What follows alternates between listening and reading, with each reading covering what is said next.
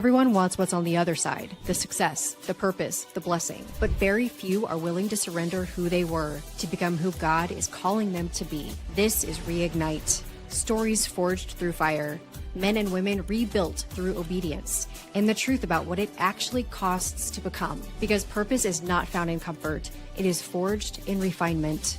And on the other side of surrender is the life God intended all along. Welcome back to Reignite. Today I have a super special guest. Well, I always say that, but this is a very special guest. This is Craig Woodall. He is a TEDx speaker. He was a high school principal and teacher. And now he is an author and coaching and speaking. And he has a really incredible and also traumatic story that has taught him a lot of lessons. Mm-hmm. And Craig, I think everybody should go back after this episode and listen to your TED Talk. And it is incredibly moving. And I won't give any of the details yet. I'll let you do that. But please tell us a little bit about who you are, what your story is, and we'll kind of just have a conversation along the way. Sure. Thanks for having me. Super excited to be here. You mentioned education. That's been really my adult life. I got right into education right out of college, teaching high school. We were out in San Diego, moved to Colorado, was teaching and coaching, moved up into the administrator ranks, and then was honored to be a principal for the last 12 years of my career through COVID, through all that mess. Retired a year ago. And I've been focused on writing the book. And during that, really my whole life, loss has been a pretty common theme. Even back when I was in high school, I experienced a great deal of loss, and that continued on with my brother, and then my dad, and then my mom, and certainly shaped me in many ways, challenged me in many ways, changed the type of leader I was, type of person I was, type of father I was. So it's had a huge impact on who I am. Well, I have one initial question that won't give away your story completely, but one of the things you talk about in your TED Talk is that analogy of like a bull running through the storm. And I'm curious to know if that is something you kind of found later in life, or did you have that mentality back when you experienced those losses, even in high school? Mm-hmm. So the analogy being the buffalo are one of the only animals that turn and run towards a storm. And most animals, most people, right, run from a storm, and buffalo know enough to do it together and band together. And so I would probably say I had that mentality early. That's how I was raised. You were raised to be tough and go your own way. But I did not have the mentality of joining together and asking for help and getting support. When the losses occurred in high school, I had no idea how to deal with them. I thought it just meant forget what had happened, forget the moment I heard, forget the incident. I didn't even know what grieving was. And so my brother passed away. I 100% ran away from the storm, 100% just didn't want any part of it, felt numb, tried to stay busy, anger, indulging in things. It just was kind of an ugly mess. And so I'd like to say I had that mentality early, but when I was pushed into a corner, I did not. I definitely ran and had to learn it again. Well, I think, the experience you had with your brother, I think maybe there are certain degrees of loss and how they happen. Also kind of the loss of your brother was something that was shocking, like on a national level, on a personal level, like this would never, ever happen. So tell us a little bit about that, and what happened and what kind of transpired. Sure. So I'll take you back a couple of days beforehand because it's in the TED Talk, but one of the most beautiful pieces of the story, I think, was my last conversation with my brother. He had called me alongside his wife to tell me they were expecting their first child. And I'm a couple years younger, so it was an honor for, I'm almost like the big brother. He's asking me questions about babies and life. And it was just a cool conversation about hopes and dreams and future. Would our kids want to know each other? Will they be musicians, athletes? What will they be? Beautiful conversation, which I tried to avoid, by the way, because I was tired and didn't want any part of, but my wife was persistent. I'm so glad. So that happened the Thursday prior. And then on Tuesday, he was heading into work. You said, I want to mention one thing that I think is really important and beautiful is that, like what you just said, it wasn't like something that you like really wanted to have a conversation about, but your wife pushed you. Yeah. And how beautiful is that she was like, no, you need to talk to him today. Like that really touched me. Yeah, I think about that a lot because I mean, I was a teacher and a coach. I'm a little bit introverted, so I was done speaking for the day. Like my words were out. I had a 7-week-old daughter. I had my wife. I had a little pup, and I'm like, no, I just want to chill on the back deck and shut it down. And I literally remember thinking, I'll call him this weekend or next week. And to be honest, I thought I won't call him. I'll just email him and see what's going on, because that's normally what we did. And then when she's like, he called you, you really need to call him back. I thought something was wrong. Something was wrong with our parents. Something was, the market collapsed. Who knows? Something's wrong with his marriage. I don't know. So there was a sense of urgency, the way my wife was describing it, that I had to get on the phone with him. But you're right. It's a beautiful thing. Yeah, it really is. Sorry, I just had to interrupt and say that. Okay. It's all right. So yeah, the following Tuesday was September 11th. And it was a typical Tuesday.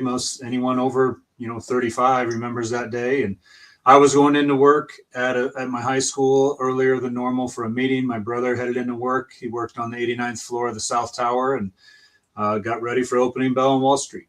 And as we all know, when a plane flew into the North Tower, most people, including me, assumed it was an accident.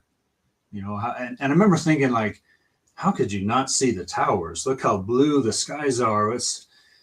But I never thought attack. And then when the second plane hit, we all knew it was an attack. After the first one, my brother did call out saying, hey, it's the other tower. I'm completely fine. Don't worry. You won't believe this. He talked about he could see people jumping or falling from the other tower and all that devastation. And I remember literally thinking, wow, he's going to have a great story. He has a firsthand account of what's going on right there. And but it was 17 minutes later where his tower was hit, and then everyone began the realization that it was an attack. He did call out again and say, hey, I'm fine, but that was my tower. I don't know what the heck's going on. I got to do what I can to get out of here. He left his wife's phone number in case he wasn't able to get a hold of her. And then it's a little bit unclear all that he did inside the building. We know a little bit because some people have written books and done documentaries where we know roughly where he was based on those things. Okay. We know they tried to go down and couldn't go down. There was one staircase somewhat intact, but it was so full of smoke and debris that everyone was coming up from it saying, don't even try it. They tried to go to the roof, unable to get out, found a custodian, and he's like, I don't even have keys. Like, no one can get to the roof. So they came down again to like a fire safe room. And we actually have a 911 recording.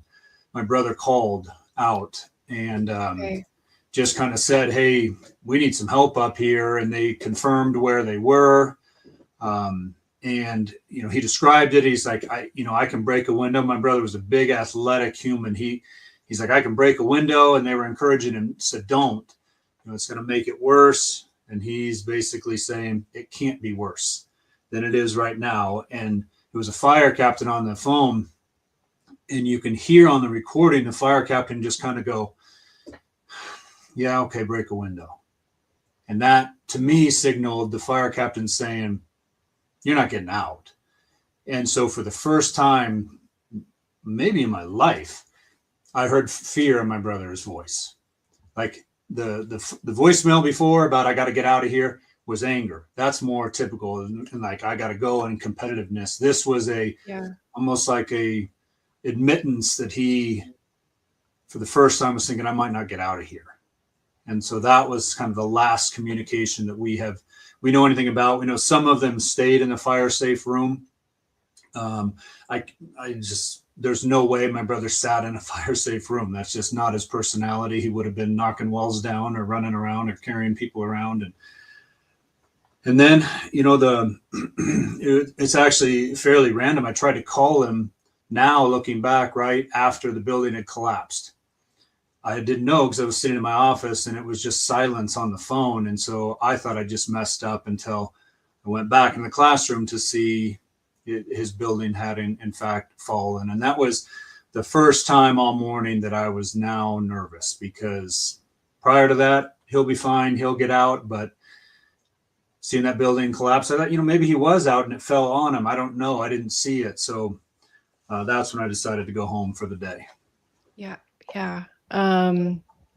So, you know, and I know you said in your talk that, you know, for the full first day, like you were still filled with hope that he might be found. And you would even like look at the TV to like see glimpses of him, like walking across whatever news camera might be there. Mm-hmm. Like knowing that that's such a shocking, it was shocking not only to the whole world, but like, and then if you had somebody inside that building, like times a million.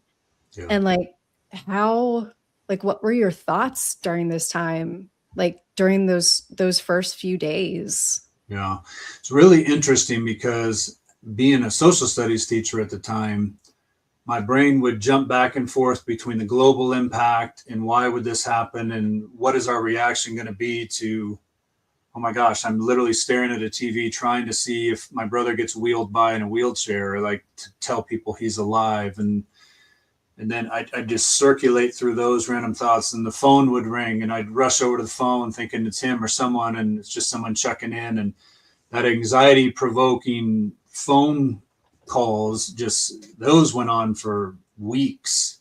Yeah. Because you just never knew. It could be someone calling you 3 weeks later. And so there was a lot of jumping from different thoughts. And then I felt like I couldn't allow myself to go to he's gone or he might be gone. It felt like he deserved more than that. Like I got to fight for him. The only way I could fight for him was right here.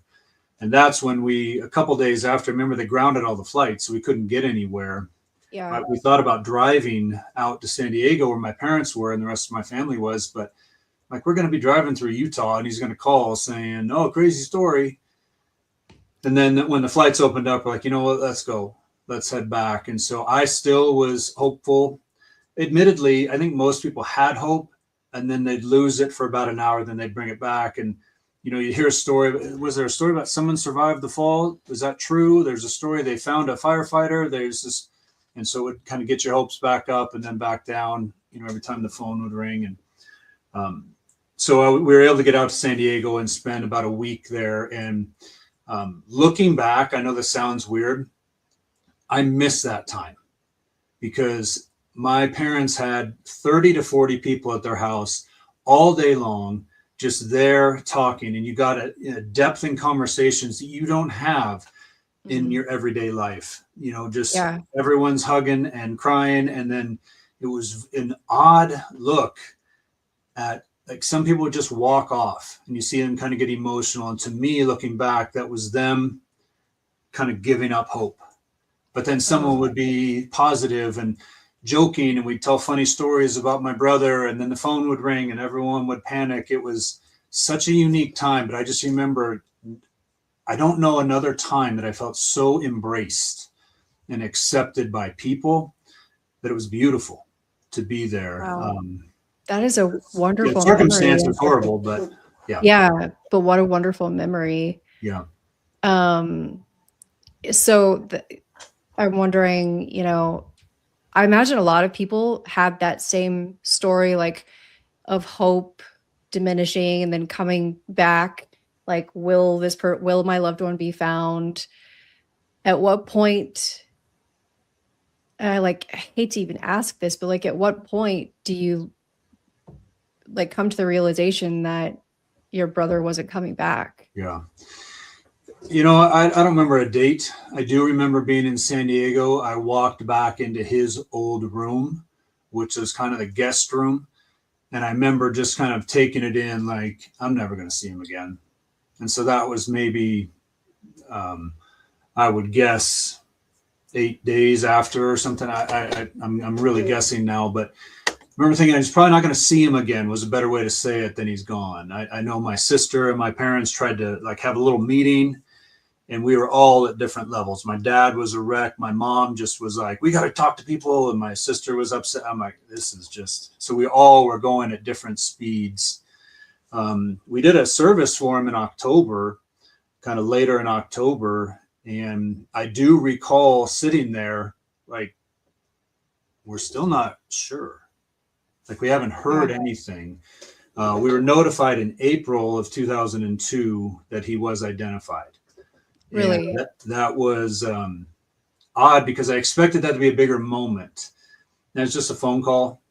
They just let us know, like, okay. And so there's about 1,000, I think 1,000 victims that have not been identified, and they're still identifying people today. It's still ongoing. How? Yeah, because they have so much stuff that they just moved, and they keep moving it to different places, and they just continue to sort through it. And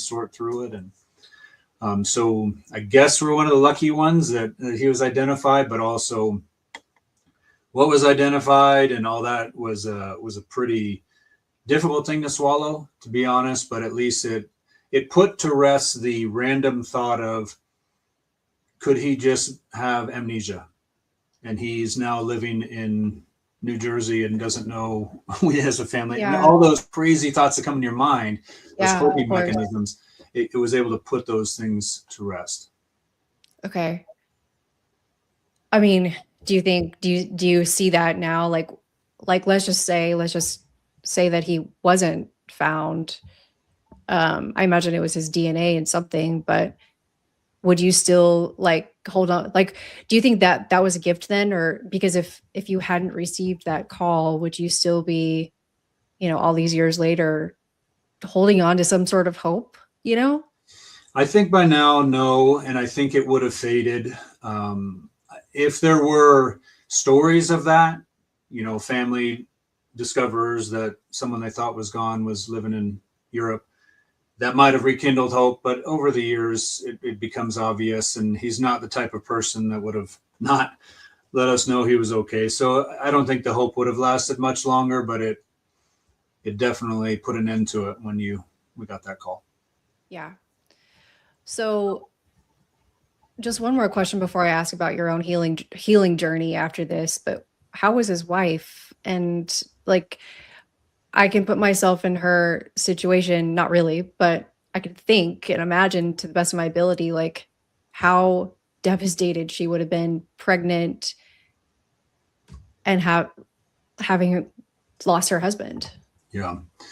Yeah. She had a really tough go. Obviously the word she uses often is my future was gone, was taken from me. And, to be really honest, we didn't know her that well. I've gotten to know her much better since, because they met out in New York, and she'd come out to family things, of course, but my family had known my wife for years because we grew up in the same area. So it was just a different level of relationship. And we were able to get out and see her soon after in October. And she's a very strong-willed person, a lot like my brother was. And so in some ways, I think that helped her a great deal. And some it might have hindered her healing. I don't know. And but a beautiful and a tragic gift that she was able to have Pierce, their daughter, in April. And she's an amazing adult now. But yeah, she what I really appreciate about Tracy is she took some of that strong-willed energy and she channeled it into good. And she had a PhD and always wanted to work with students that struggled. And so she started a foundation named after my brother to help students with autism and their families. And she started that 2 years after, and it's still going right now, which just blows me away. That's incredible. That's the one that's in Capel. Oh yeah, that's right. Yeah. That's incredible. That's a beautiful, beautiful thing. And when you talk to her, she still struggles with the emotion, as I do at times, because it was, like she said, her future was gone, but she was able to be strong enough to create a a future that honored him, helped people, and gave her meaning and impact as well. Good, good. All right. So then take me back to, around that 8-day mark or after the service, maybe. Then what was your journey like? Because I know you mentioned at the beginning of the conversation, you may not have handled it well. You may have like ran from it instead of running through it. Like I keep wanting to say it's a bull. It's a buffalo. Right. So tell me about that. And, I obviously want to get to, all the lessons you've learned from this and how you use it now. Yeah. I think a lot of it was I just didn't know how to grieve. I didn't know how to allow myself to do it. And so I just struggled in doing that. And so when as I mentioned earlier, the losses earlier in my life, I just tried to forget and move on.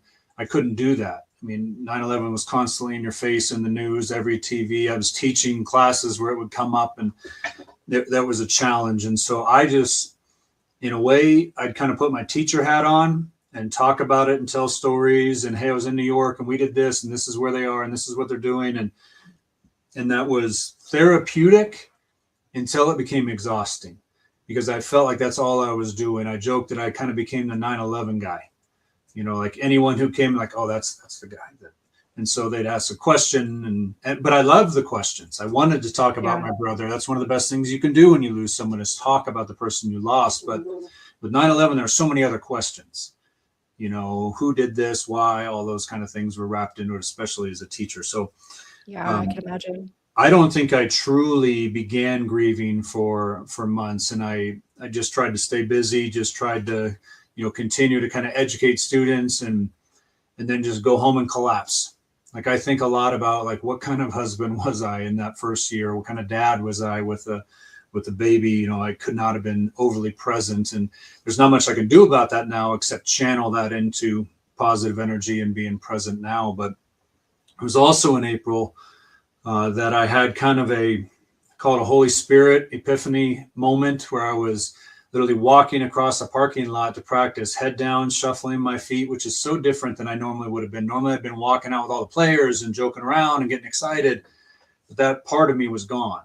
I just lost that. I didn't know, but it was gone. And so I literally got stopped in my tracks with a thought that just rushed into my head saying, enough. Pick your head up. You are not defeated. It's time. And I just remember thinking, like, whoa, you're right. Like, I have control over my response. I can't change what happened, but I can change my response. And, I want to be sensitive to the fact that like I said, I don't even think I started grieving yet. There was not a miraculous healing that occurred. This was a realization of, you got hard work in front of you, but you got to get to work. If you want to ever be the person you say you are, if you want to ever honor who he is, it's time to go. It's time to face the storm, right? And turn and face it. And so that's when I had a big shift in my approach to this. Well, what a gift from the Holy Spirit. That's another obvious question that I have, is like, what was your walk with God like during this time, and how has it changed since? And I find it interesting also that, in the Bible, Jesus actually tells us that we need to grieve. And so it's something that we're supposed to do, but we're so bad at it, or we don't. A lot of us are bad at it. I think a lot of us turn more to denial or like never crawl out of that hole. Right. So how do you grieve? Like, did you figure out how to, or if not, it's okay. Because I feel like there's no right answer, but how did you learn to grieve? Yeah. For me, I, especially early on, even before 9/11, I had separated grief and faith, because I didn't know how to do that. And I was new in faith. So I didn't quite, nobody taught me really how you grieve with God. But I'm not blaming people. I'm an isolator. I would try to do it myself. I'm fine. And so but I wasn't fine. So I was already dealing with a lot of repressed grief when 9/11 happened. So a lot of that came out and was difficult for me. And so it's almost like, your brain gets so full of grief and sadness and anger and confusion, there's not room for much else. And so, well, I got to make a little bit of room to teach, and a little bit of room. Well, there's no room for God. Well, let's bring in God. Well, now you're not teaching. It's so massive in your mind. For me, it never, people ask me, like, did you get mad at God? I'm like, why would I get mad at God? Like, God didn't orchestrate this. God didn't do that. So I didn't ever go that. I've seen people that do that. I didn't go there. Yeah.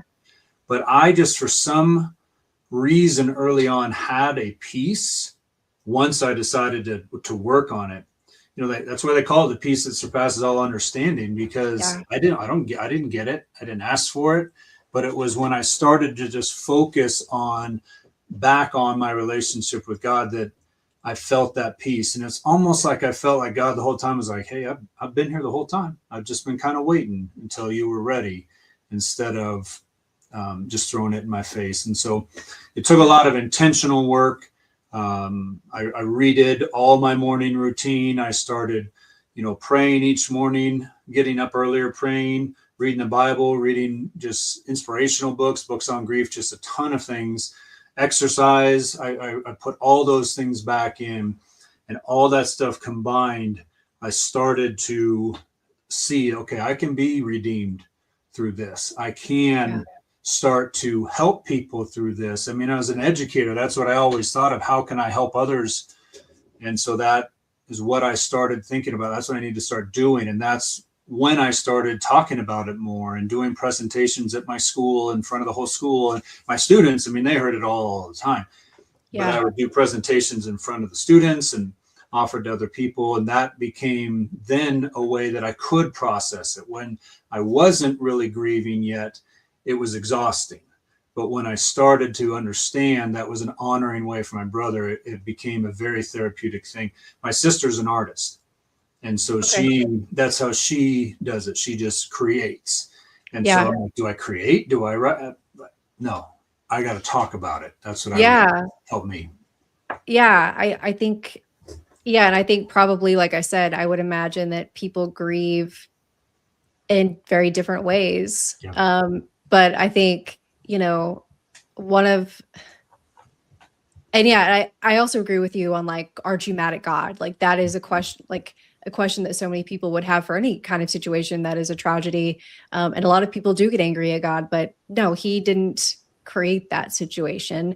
Now, you could say that he allowed it to happen, but there was a reason he allowed it to happen. Right. And what can you do with that? Like, where can you honor God in this? Where can you provide value to other people based on what God is teaching us here? Tragedy type situations are so tough to think about because our humanity kind of wants to take over, and we have to keep our eyes on the bigger picture, as devastating as that is. And I think it's really beautiful that you did find that. So, so tell me, like, first of all, one kind of side question, what did you change your morning routine from? Yeah, from nothing. Like, literally, I mean, school started so early. I had to leave for work at about 6:45 each morning anyway. And I'm more of a night owl. And so what I found was what I thought healing was pursuing comfort. It was sleeping in. It was laying around. It was all these things that just backfired on me. And so my morning routine before was what is the fewest amount of minutes I need to take a shower, brush my teeth, and drive to school before I need to be there. And that's when I'll get up, because anything more, I just don't have it. I don't have the margin, I don't have the energy. And it was like, okay, try this, get up 20 minutes earlier. Okay, I can do 20 minutes earlier, maybe 30. And then I got to the point where if I had an early meeting or something, even catching a flight, I would get up extremely early just to make sure that I had time to kind of go through this process. It became that important in that journey. So it really came from nothing to a great deal in a few months, I guess. Yeah, that's incredible. It seems like such a hard thing to establish when you think about going from like Yeah. comfort zone, nothing, to I'm going to be, you know, very intentional with my morning time. And then if you like, one of the what I've found is that like on those days where I can't do the things that I have now established as my morning routine, I feel so gross. Right.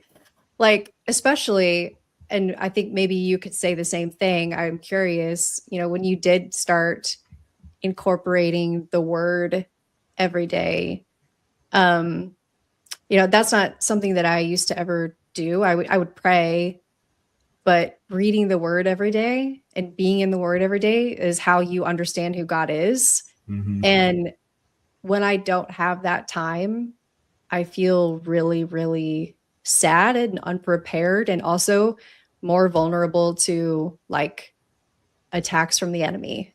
Yeah. Do you And I do you found find like too the same that thing? like I'll read the Bible for a little while, and it's like, okay, maybe I need to, you know, read a book about the Bible or an inspirational one. And then I move into, maybe it's a leadership book, or maybe it's a funny book. This is just a good book. And then I start feeling myself kind of fall back, and that peace starts Oh, going away. It's like, all right, right, right.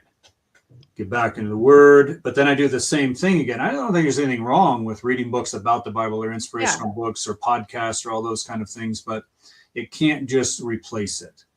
And that's what I was trying to do. I was never a great Bible reader at any point in my faith. And so it's a discipline you have to yeah, do. And I love people that say, like, well, I don't know how to grow closer to God. It's like, well, how did you grow closer to your friends? You spent time with them. You know their stories. You know their history. You know their background, what they like, what they don't like, same thing, right? You're just doing yeah. it It's the out of a exact same book, thing. you know? And so that was a learning, a relearning over and over and over for me over the years.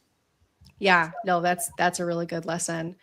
Um, Amazing. So from that experience, where have you kind of taken that story that God handed you, and what are you doing with it now? Because I know you're not a principal anymore because you retired.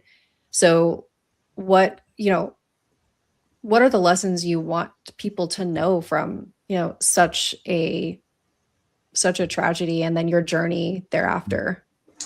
Yeah, I think the main thing that I think about when I think about my journey is the Carl Jung quote, the famous psychiatrist, and he says, "I'm not what happened to me, I'm what I choose to become."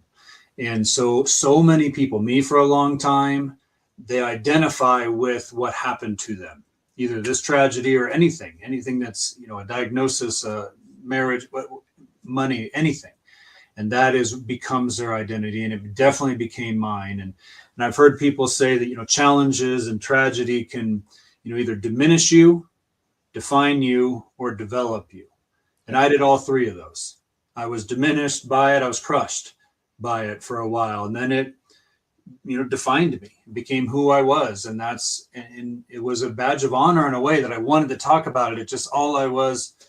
And then I was like, I need to develop through this. I need to be redeemed. I need to start using this for good. And as I mentioned, I started talking about it more, but it completely changed my view of people, of leadership, of a lot of things, where before I felt like teaching or leadership was, you gotta be strong and upfront and look at me. And that's how you coach. That's how you, like, that's just not, everyone is carrying something, right? Everyone has something in their life, whether you know it or not. And so, you know, as pastors talk about, when you walk into the room, you're either a here I am or a there you are person. And Okay. I was raised here I am. That was my dad. That was my brother. That's what you do. You know, you own the room. You take over. That's how when I was teaching and coaching, like I'm in charge, and that's what I thought leadership was. Here I am. After this, I completely changed into a there you are person. So my leadership style changed into, I'd walk into a room and I'd see who can I connect with, or what do other people need rather than what I need. The Yeah. Maya Angelou quote about, you know, it's not what you say or what you do, it's how you make people feel. I didn't Yeah. care much about that prior to this. That's not, again, not how I was raised. And I started to realize that. I became a much better listener, much more empathetic. The amount of people I've been able to help sit next to and just be present with during their own loss or their own struggles, I don't think I could have done a fraction of that had I not gone through what I went through. And so to be able to sit with them, and I never be like, oh, I know what you're going through. I know what you don't sit, you just sit with them. Now, you know, I joke about, I was never great at memorizing Bible verses, but one of my favorite. So when I looked up a long time ago, it was the shortest Bible verse in the Bible. Jesus wept. John 11:35. I'm like, I can remember that one. So anytime someone challenges me, I got one. And it was kind of an ongoing joke.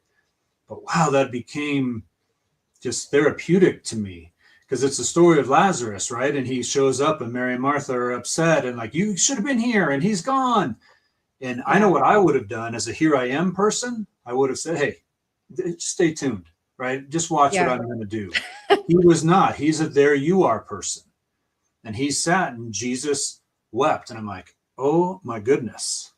That's what we're supposed to do. That's what we're supposed to do. Grieving, right? And so you're supposed to sit with them. Don't fix them. Don't just give a solution. Don't tell them they shouldn't be upset. They're in a better place. Time will heal. All those things people say. Don't do that. Be present. And all those things I had to learn the hard way repeatedly, but it's been such a gift I've been able to give back to a lot of people. Yeah, just that one verse, like going back to when you didn't know how to grieve in those moments, isn't that ironic, sort of, that is the verse that you chose to memorize, is Jesus wept, which is probably what you needed to do more of, not necessarily literally, but grieve in the right way for you. I think that's pretty beautiful. Mm-hmm. For sure. Yeah. So let me ask you a couple questions about how far you've grown along the way, but how did that, okay, so two different questions. One, I know that you've lost your parents, your mom, Alzheimer's, which, you know, I can relate to. How did everything you've learned come into play in those situations? Yeah. Well, I guess I'll take it further back to my dad also, because that then impacted my mom. My dad, certainly was grieving losing his son, and he had also just retired and he had some business things kind of go south. And so my dad was kind of a functional alcoholic for years. And then after 9/11, he kind of just gave up. He wouldn't say it that way, but that's how I viewed it. And for a while I was angry about that, because am I not enough? Is my sister not enough? Are my kids not enough for you? You know, not realizing it's a disease. And I recall like challenging him one time, like, it seems like you don't want to get better. And he's like, yeah, I don't think I do. And so it's like, I can be angry, I can just push, or I can try to embrace and love on him. And so when he really started going downhill, I was able to be out there with him, and in the hospital room, talking with him, sharing time with him. And it was just beautiful time with him when he'd go kind of in and out of clarity. We'd have memories and then he would kind of forget where he is. But I wanted to commit to being there, because with all the other losses, or if my brother was gone, I didn't have anything to do. Well, my dad's still there. And so when he passed away, I was back in Colorado and I missed it by like a day. And I remember telling myself, I won't do that again. And so when my mom finally got diagnosed, my sister and I both were, sharing, flying out to see her, got her moved into some memory care facilities and all those kind of things. And when she continued to decline and got to the point where she stopped eating and was on hospice, I'm like, I've learned this lesson enough times now. I'm not leaving her side. And so I was able to, it's probably about 8 days of just being there the whole time, and sleeping on the couch for a couple hours and coming back. And and she was largely incoherent the entire time, but I was able to speak to her. We had music going, pray with her, tell her it was time, it was okay to go, all those kind of things. And this sounds made up, but literally when she started I could tell that her breathing was labored and she was going, I was able to get by her side, hold her hand, and Mercy Me's song, I Can Only Imagine, is playing over the radio about meeting Jesus. I'm like, that's just, thank you. Like I went from not being able to be there with my brother to being there some with my dad, but missing, to thank you for the beautiful honor of being able to be by my mom's side during that at the very end. That's really beautiful. I'm so sorry. So your dad was how soon after 9/11? So he died in 07. So 6 years. He was 64. He died. And he just let health problems kind of take over his life, or? He let alcohol take over his life. You know, he just didn't care. Like he just, like a lot of men, he didn't take great care of himself. Yeah. But especially at the end when the alcohol was winning, that was about all he was doing. Well, I'm really sorry for those losses. You've had a lot of loss. Mm-hmm. In your mom's final moments, I always have this, you know, you always hear about people having even just a tiny moment of clarity, and, you know, whether that's internally in their own mind or not, like, how do you think that she had one of those?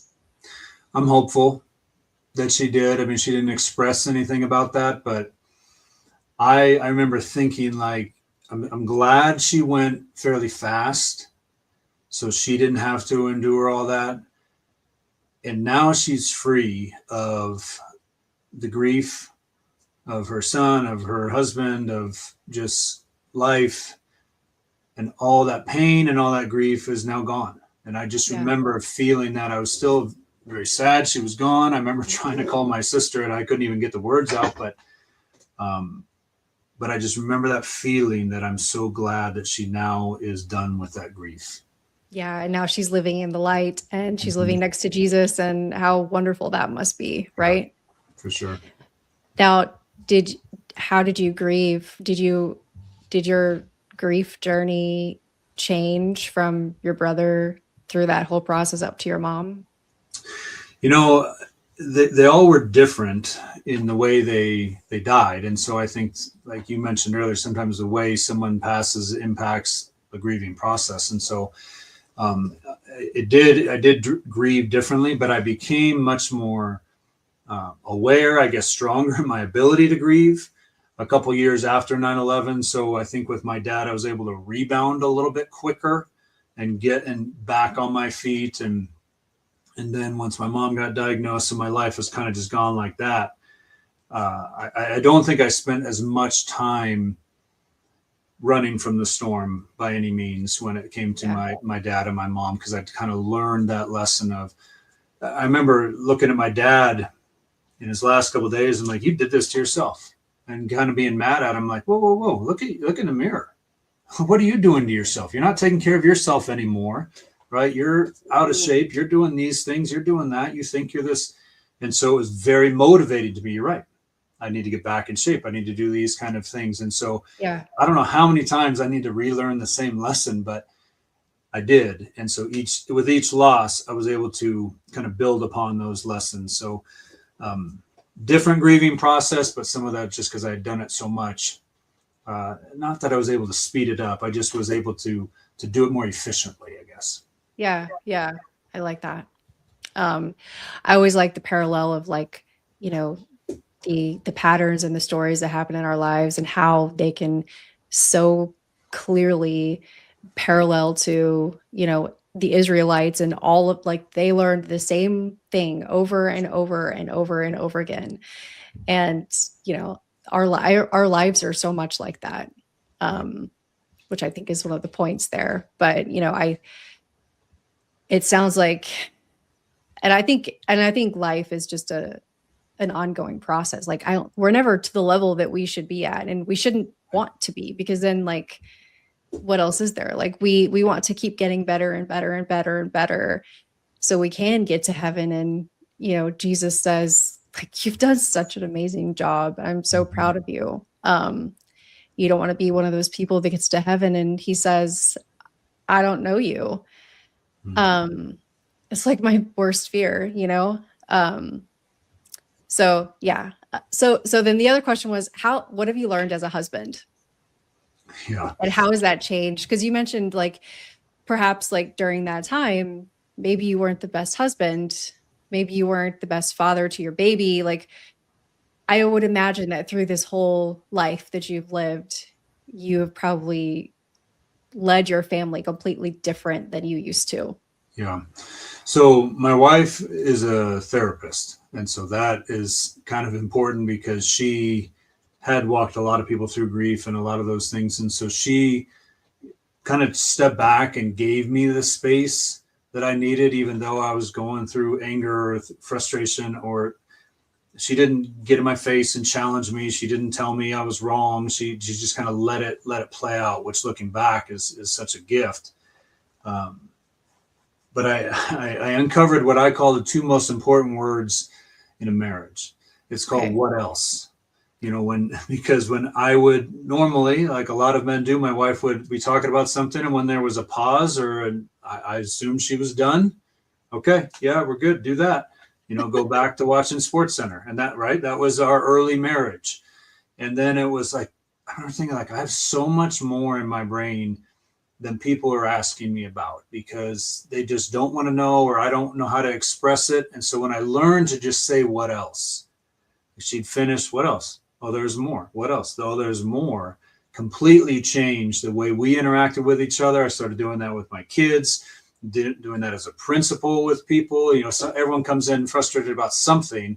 What else is going on? And then you really get down to it. And so that helped a great deal. And then I realized too, we need to commit more to, because I have 4 kids, and we're having 4 kids throughout all of this. You know, you don't spend as much time investing in each other when you have 4 kids and you have all this loss going on in your life. And so we had to find a way to recommit to each other. And so we just made an agreement. We're going to get away at least once a year.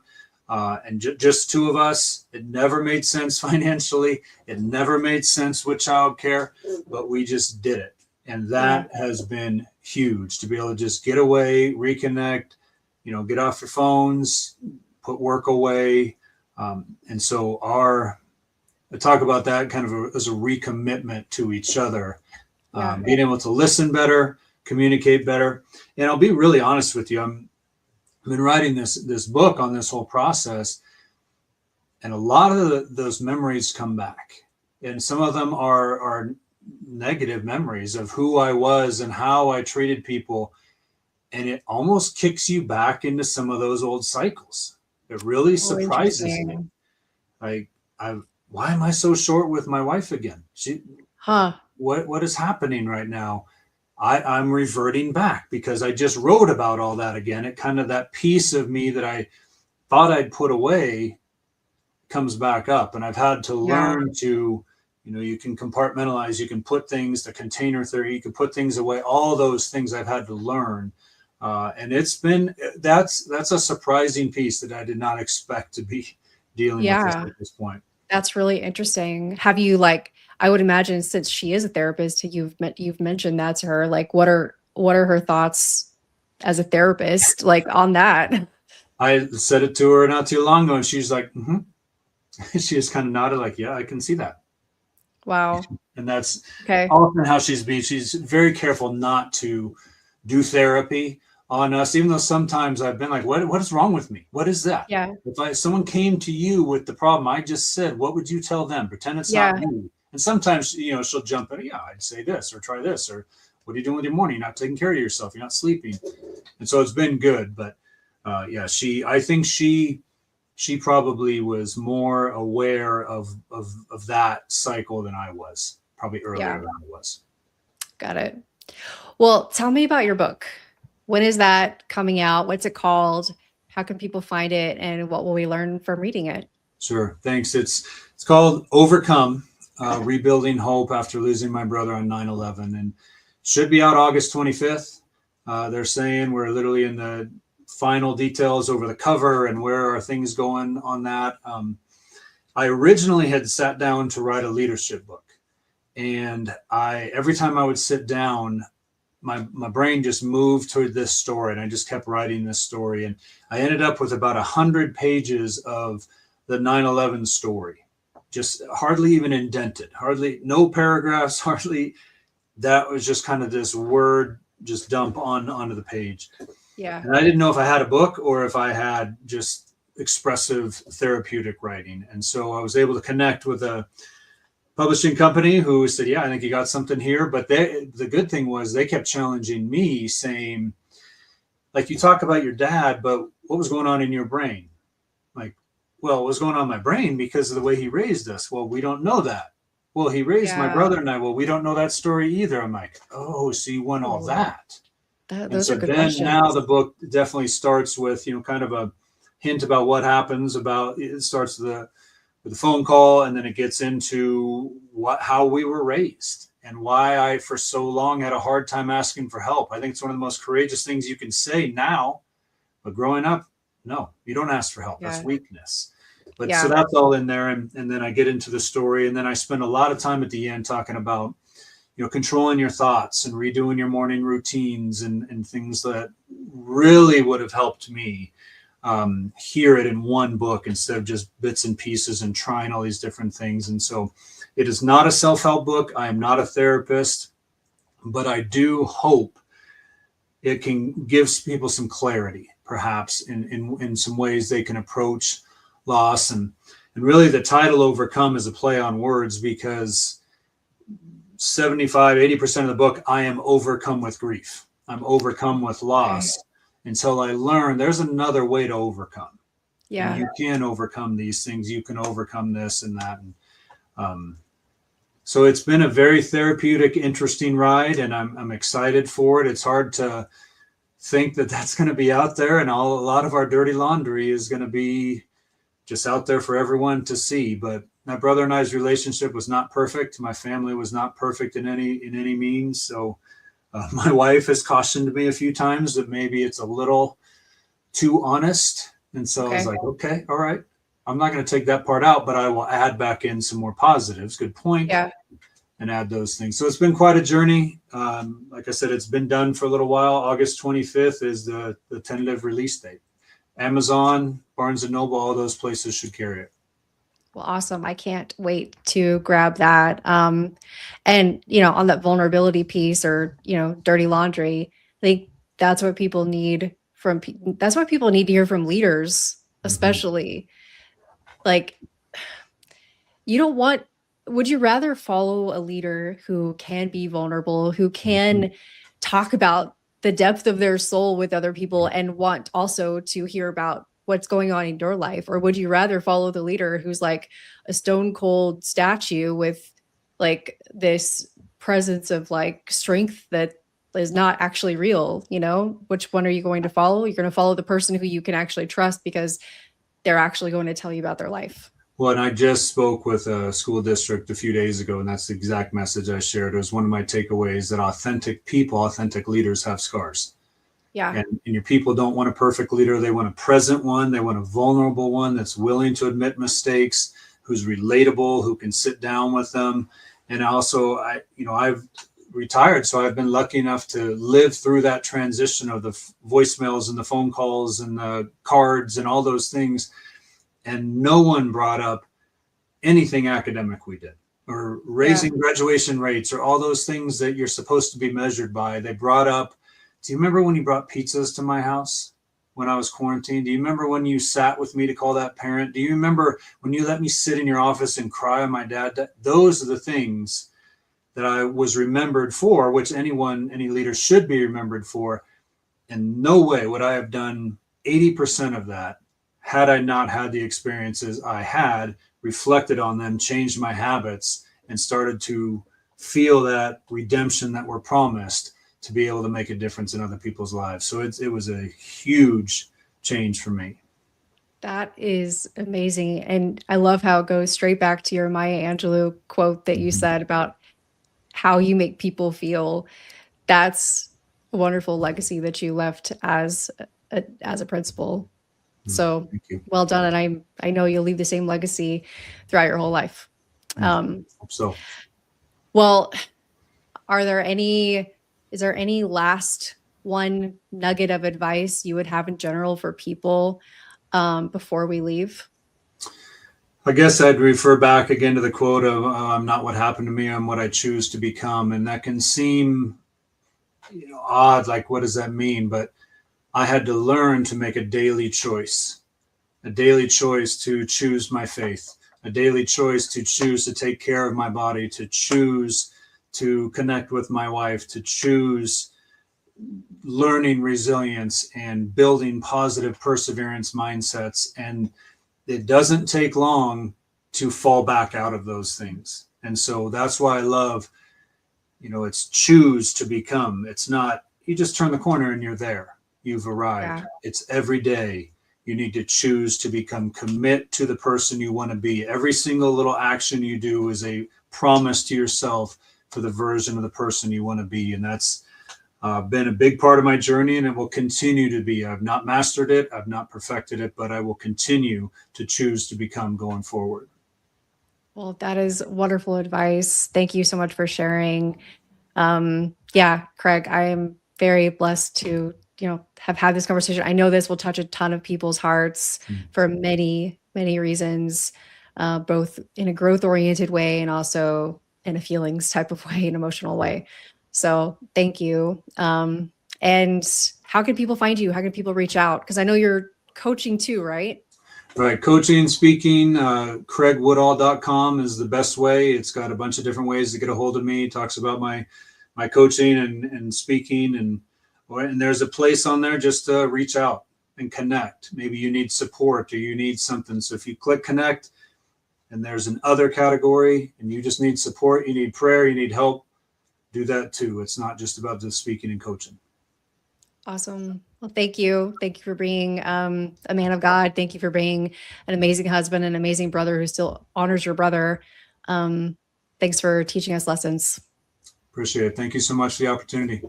Yeah, you're welcome. All right. And thank you so much for joining, and we will see you next week. God bless.